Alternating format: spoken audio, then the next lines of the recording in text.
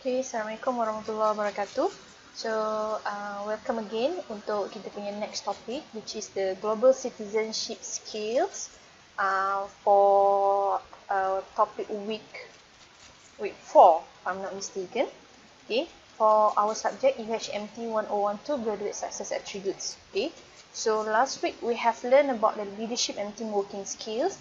So I hope and you already answer your activity from the e-learning forum, so that some of you have given a very great example, so I applaud you for that. Ada yang bagi seorang leader adalah ayah sendiri, and I'm inspired by that, so thank you so much for your answer, thank you so much for your commitment. Itu yang saya nak sebenarnya. So your participation in class ada markah ya, so and it has to be a quality participation lah. Okay, so sebenarnya aktiviti itu mudah je, pilih satu leader, pelbagai bidang, and some of you even pick a leader in sports. That's very good sebab benda tu adalah you punya bidang. Okay, so saya memang applaud all of you who have shown a very great effort for the activity. Okay, so for today kita akan cover tentang the next kita punya one of the success graduate attributes lah, which is the global citizenship skills.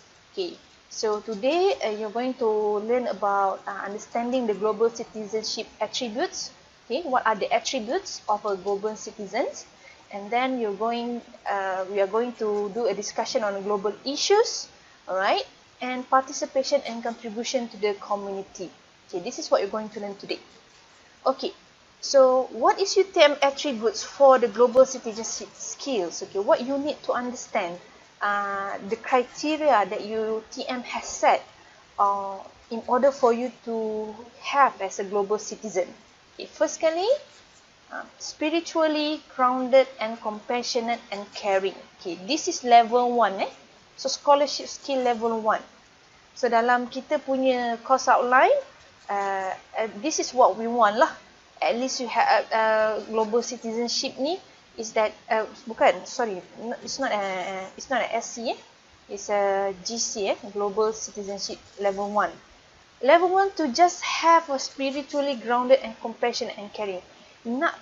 Kami nak sebagai seorang pendidik lah, kami nak pelajar-pelajar kami level pertama sekali mesti ada rasa empathy, mesti ada rasa mengambil berat tentang orang lain, mesti ada rasa humble towards the community and so on.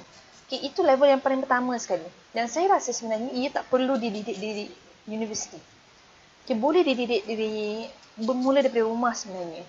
So actually you might have this, it's just that it was not kita panggil empowered. So kalau mungkin dekat sebelum ni dekat rumah, ataupun dekat sebelum ni dekat sekolah, dekat college, ataupun dekat universiti masa buat diploma, mungkin tidak ditekankan.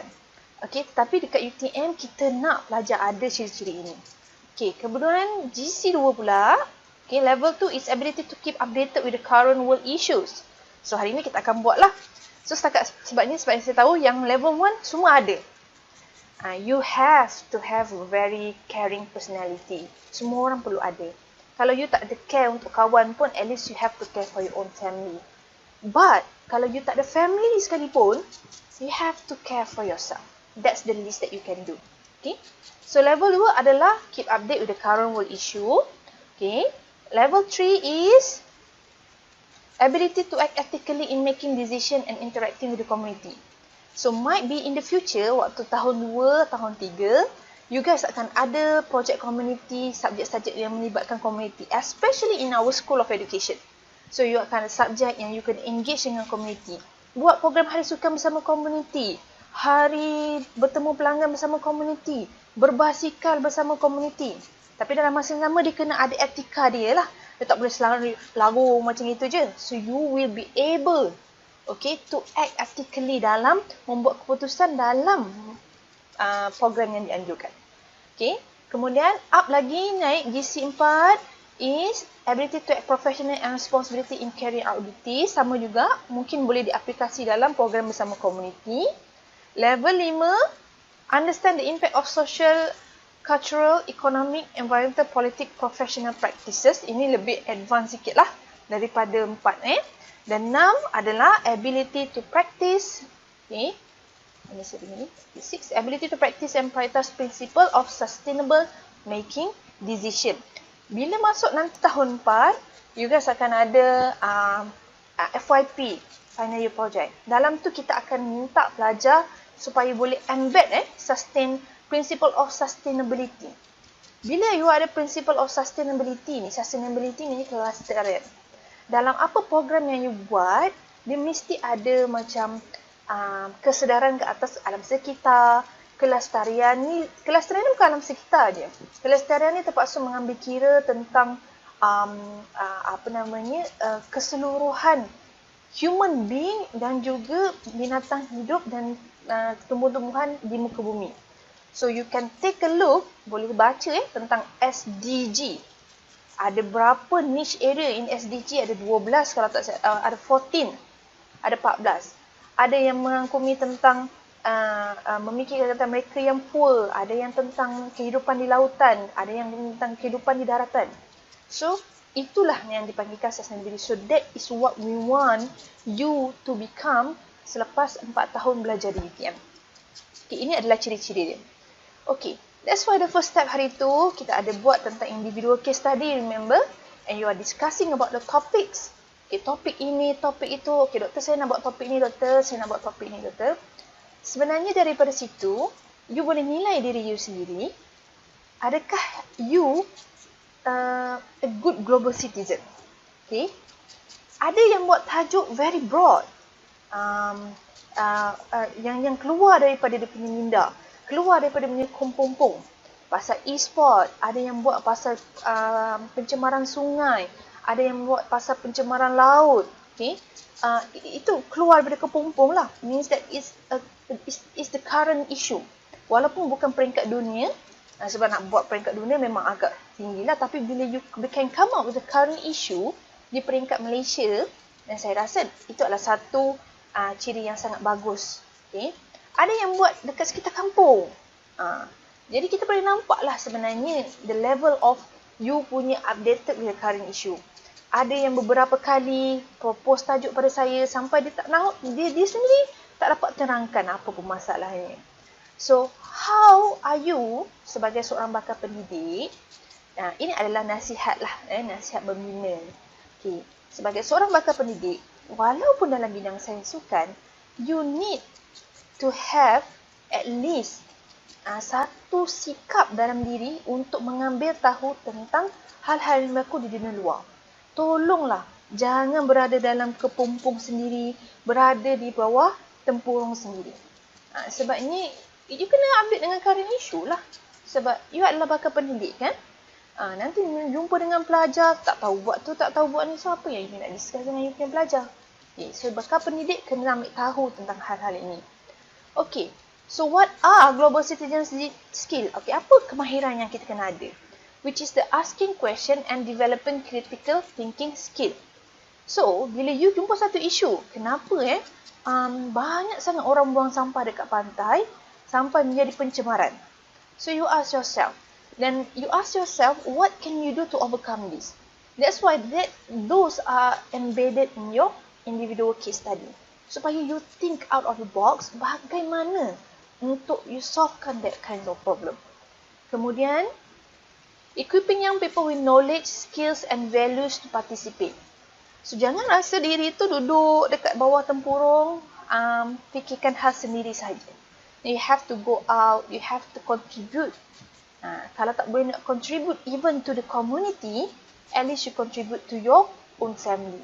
Tapi dalam konteks ini, takkanlah permasalahan family yang awak nak jadikan individual case study. So, it's not relevant lah kan. Okay. Next, acknowledging the complexity of global issues. So, kena tahulah apakah itu global issues. Okay. Dan seterusnya, understand how we relate to the environment and each other as human being. That's why saya rasa, bila you baca dengan news, okay, kalau paling tidak pun you baca yang e-news ke ataupun dapatkanlah sources daripada mana yang you suka baca, News Straits Times ke, Utusan ke, Harian Metro ke, tak kisah. Tapi ia adalah tentang current isu. Memanglah you kadang ada yang cakap dengan, mungkinlah ada yang terfikir, ada isu kat Malaysia ni isu politik je. No, you go beyond that.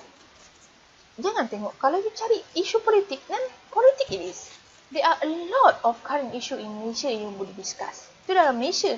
Dan perlu ke you tahu dalam Malaysia saja? Take a look, apa yang you dapat daripada negara luar? Oh, tentang education dekat luar. Oh, UK buat education macam ini. Bagaimana sistem education dekat negara-negara Asia lain? Adakah sama macam dekat UK? How about the US?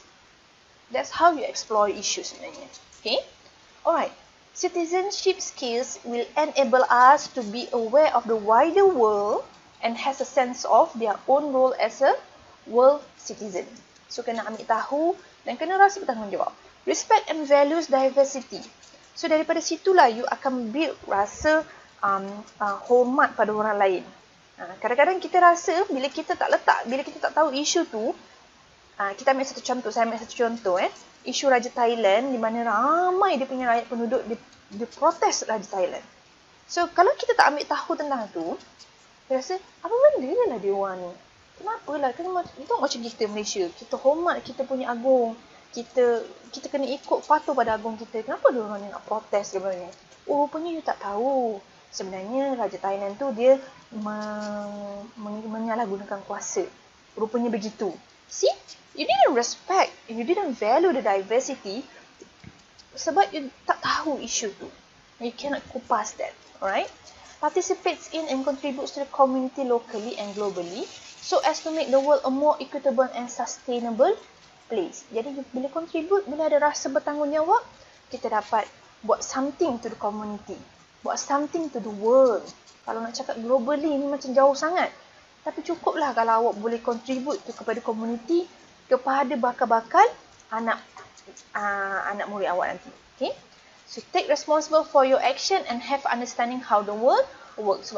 Basically benda yang samalah. Saya ulang Okay. So, what is global citizenship in 21st century? Okay, ini zaman abad ke-21 lah ni.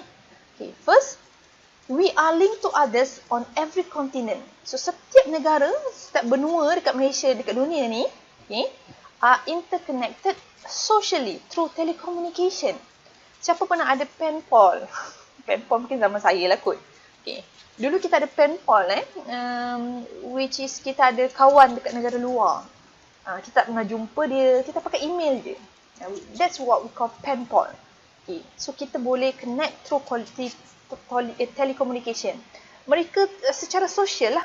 Mereka lain budaya, lain bangsa, lain bahasa. Tetapi kita boleh connect. Kemudian, culturally, through movement of people. Okay, mungkin orang negara luar masuk. Mungkin rakyat Indonesia ramai dah meletak kat Malaysia. Sampai kita faham, oh budaya orang Indonesia begini. Orang Indonesia faham, oh budaya orang Malaysia begini. Economically through trade. Okay, ini melalui ekonomi. Kemudian, environmentally through sharing one planet. Okay, so mungkin perkongsian, ialah macam dua negara yang berkongsi perairan yang sama. Macam kita dengan Singapore, macam kita dengan Thailand, macam kita dengan Australia. Okay? Politically through international system and regulation. So this is how we connect with each other. So sebenarnya, semua orang ada linkage masing-masing. So jangan rasa macam kita kat Malaysia, kita tak ada kena pun dengan dunia luar. Tak. There are a lot of way for you to link to each other. So terpulang pada diri sendiri. Okay? So, global citizenship education ini juga telah dikenalkan oleh UNESCO. Okay? Dan the response to these challenges, it works by empowering learners of all ages to understand that these are global, not local issues. So UNESCO sendiri menggalakkan global citizenship ini, education ini diperkenalkan dari aspek kognitif, socio-emotional dan juga behavioral. Okay? Dan dan inilah apa kata-kata daripada seorang mayor. Mayor adalah Datuk Bandar di Bogota, Colombia. Right. A developed country is not a place where the poor have cars. It's where the rich use public transportation. So that's what being a global citizen is. Bukan kerana diversity of kita punya status yang membuatkan sebuah negara itu menjadi maju.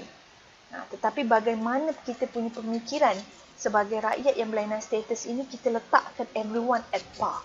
Okay, so that's what the global citizenship is. Alright, let's go to the first activity untuk minggu ini. Untuk minggu ini, aktiviti ini akan dibuat dekat e-learning.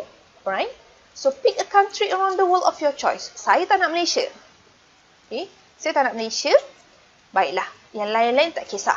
Okay, saya boleh terima. Tetapi as you go, when you answer your forum, okay, satu student can only pick one country. So bila you nak submit, sebelum you nak submit, tengok orang lain punya jawapan dulu, ada tak negara yang awak pilih. Kalau ada, tak boleh. Okay, kalau ada orangnya, contoh, Gopeying dah ambil Indonesia, lepas tu Aiman nak ambil Thailand. Okay. Aiman ambil Indonesia jugalah. Okay, jadi dia tengok Gopeying dah update dekat Indonesia. So, Aiman tak boleh ambil Indonesia. Kena ambil negara lain. Kalau ada, saya akan tulis kat situ. Cuma mana yang saya check dulu, saya check daripada bawah lah siapa yang submit dulu. So, saya check. Kalau redundant, saya suruh tukar. Okay. Pilih satu negara. Okay. Raise only one current issue of the country selected that you are interested in. Tapi mesti ada rujukan lah. Negara isu tu pada tahun bila? Isunya berlaku pada tahun ni lah, mesti tahun 2020, kita penghujung ni. So kalau ianya berlaku pada Januari atau Mac 2020, saya masih boleh terima lagi. Okay.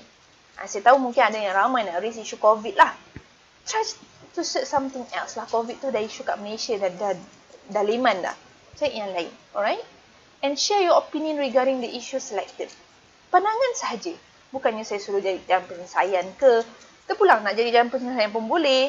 Awak nak bersetuju dengan isu tu pun boleh. Kata contoh, rusuhan dekat Thailand. Saya bersetuju dengan rakyat Thailand yang sedang membuat rusuhan. Pun boleh, terpulang. Itu you punya opinion. Cuma, jangan copy paste. Itu sahaja. Please lah, make an effort. Bukan susah sangat. Cari isu, answer them based on your own opinion. Kenapalah aktiviti yang semudah ini pun awak nak copy paste. So, saya bagi saya, that's a very shallow thinking lah. Okay, bagi mereka yang terkena lah. Kalau face to face ni, memang teruk saya cuci. Tapi sebab dah tak face to face, dapatlah komen yang macam itu, satu pulang. Tapi saya memang kena cakap. Kalau daripada tahun 1, saya tak nurture, saya tak membibilkan tentang perkara ni, sampailah ke tahun 4, you punya sikap copy paste tu akan sentiasa ada. So please, as a bakal pendidik, as a very good student, tolong jangan copy paste. At least have a decent enough to have your own opinion regarding the issue. Okay? So ni saya tekankan Alright. Next, why global citizenship skill is important? Kenapa penting? So, supaya ada feel connection to their communities and translate that sense of connection into participation. Bila kita ada rasa sense of belonging, barulah kita rasa kita nak participate to the community. Participate boleh macam cara. You boleh go secara personal choices, voting, volunteering, advocacy and political activism. Ramai rakyat muda yang tak pergi mengundi. Kerana bagi dia tiada kesedaran tentang voting. The rights to vote. Sedangkan itu adalah dia punya tanggungjawab sebagai seorang rakyat Malaysia. Itu adalah antara satu ciri dalam global citizen yang sepatutnya ada lah. Okay? And another thing is, the issues may include the environment, poverty, trade, health and human rights. Participation is the action dimension of global citizenship. Sebab tu kena banyaklah involve dengan macam-macam program yang melibatkan community so that you can build you punya citizenship skills. Okay. So serving the community, global citizens can have far-reaching benefits, not only for individuals at the local scales, but also humanity as a whole. So, as more and more people travel to discover the world, responsible tourism can help improve the lives of those in poor communities, offering employment, membantu komuniti yang kurang berkemampuan. Lepas tu kita dapat bantu memberi pekerjaan baru. Resources for education and health, bantu memberi kesihatan dan pendidikan yang lebih baik. So it can help reduce inequality and the wealth being divided. Itu yang kita nak lah. Kenapa kita kata negara maju macam yang dekat India the COVID cases makin meningkat dan dia ada banyak sangat kes-kes kematian. What happened to India is that the gap, gap daripada golongan kaya dan golongan miskin itu terlalu besar. Dan kita tak nak ini terjadi di negara kita. So we have to keep on helping the poor community supaya kita boleh reducekan this inequality. Bila there are too many people who are up high here dan low down here, so this gap dah tak boleh nak bantu dah. So kalau gap tu kecil lagi, so we can help. Bantu dari segi education so that bila dia berada low dekat bawah ni, kita bantu dia sama-sama naik dekat atas. So that's what we want you ataupun we want us lah. Even everyone is responsible to make sure that we can reduce this inequality. Di masa akan datang, bukan di masa akan datang, actually sampai sekarang ni lah. Kalau compare dengan zaman dulu masa saya sekolah rendah atau sekolah menengah, the cost of education and the cost of health dah naik 200%. So kalau dulu orang tak kisah sangat pasal kesihatan, tapi sekarang hampir semua orang ada medical card. Hampir semua orang ada hibah dan takaful. So itulah menunjukkan betapa berkembangnya kesedaran tentang kesihatan dan juga education. Kalau dulu untuk yuran-yuran di sini tidaklah semahal seperti sekarang. Nilai education itu sekarang makin lama makin tinggi dan makin mahal. Now look at the picture and what can you deduce about the woman, her child and their house?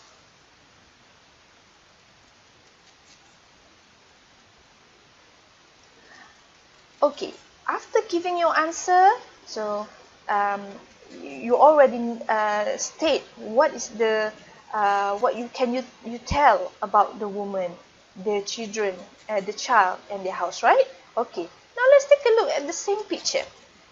Look at the picture again and tell me what can you deduce about the woman, her child and their house?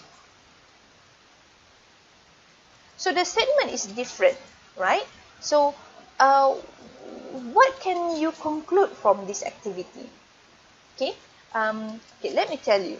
So when we see a picture, kita tengoklah apa-apa situasi and issues pun, you have to look from a different perspective.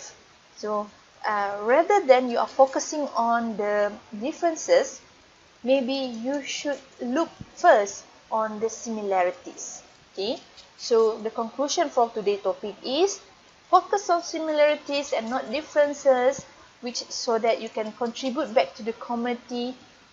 Have a self-empathy. Letak diri kita kat tempat mereka. Oh, sebenarnya mereka ni duduk dekat luar kerana nak ambil angin je. Oh, rupanya rumah dia dekat sebelah. Dia duduk rumah jiran dia. Macam kita buat lah. Macam kita lah duduk kat rumah jiran contohnya kan. So, you have to have more self-empathy, similarity. Tengok pada perspektif begitu. In every situation, in every issues. Okay. Avoid narrow and stereotypical views. You cannot judge the community. For example, mereka ni orang kurang berjaya. Mereka ni miskin. So mereka takkan berjaya dalam hidup. So buang itu. Buang bukan elakkan lagi dah. Buang terus. Understanding cultures and diversity. So you have to respect is the most important criteria. You kena faham perbezaan budaya, perbezaan pendapat, perbezaan status dan sebagainya. So kita nak reducekan inequality. That's why antara isu-isu yang menyentuh perbezaan kaum, perbezaan pendapatan dan sebagainya itu saya tidak begitu setuju untuk you punya individual case study, because saya tak suka ianya dibincangkan. Yang dibincangkan orang politik bincang itu terpulang. Tapi untuk case kita kena terima semua seadanya. Okay? Tak ada kebaikan, tak ada keburukan, tak ada sekolah ni bagus, tidak. Alright? And then ethics of community engagement. Even though we are helping hand, always keep hold to the ethics of being in community engagement. So nanti masa you buat group project, kena adalah etika-etika dia. Jangan nanti masa buat group project, okey doktor, saya buat macam ni, kita ada profit lebih. Profit ni memang kita buat untuk makan-makan lah. Okay, so that's not good lah. So you have to have ethic when you are doing a community engagement. So either for your harapnya perkongsian saya pada hari ini membuka sedikit pandangan ataupun pemikiran awak. Siapa yang nak tukar tajuk individual case study yang mungkin rasa ia tidaklah satu isu yang menarik untuk dibincangkan, boleh datang jumpa saya, boleh PM saya dan kita discusskan tajuk apa yang sesuai. Okay? Dan you can get also the idea of what are you going to do with your group project. Okay, dalam group project ingat kena ada elemen-elemen yang dinilai dan embedkan program bersama komuniti. Okay? Make it interesting lah. Okay, walaupun dalam zaman COVID ni, saya tahu nak buat dia susah. Patutnya kalau face to face kita dah boleh buat dengan komuniti. Kita buat terus. No longer a proposal lah. Tapi sekarang cukuplah memadai sebagai proposal, tapi make sure that proposal is very, very thorough ni. Okay, so saya akan tengok very, very teliti lah. Okay, so itu saja for today. So thank you again. And don't forget to like and subscribe my video. So kita jumpa lagi untuk the next topic. Okay, thank you.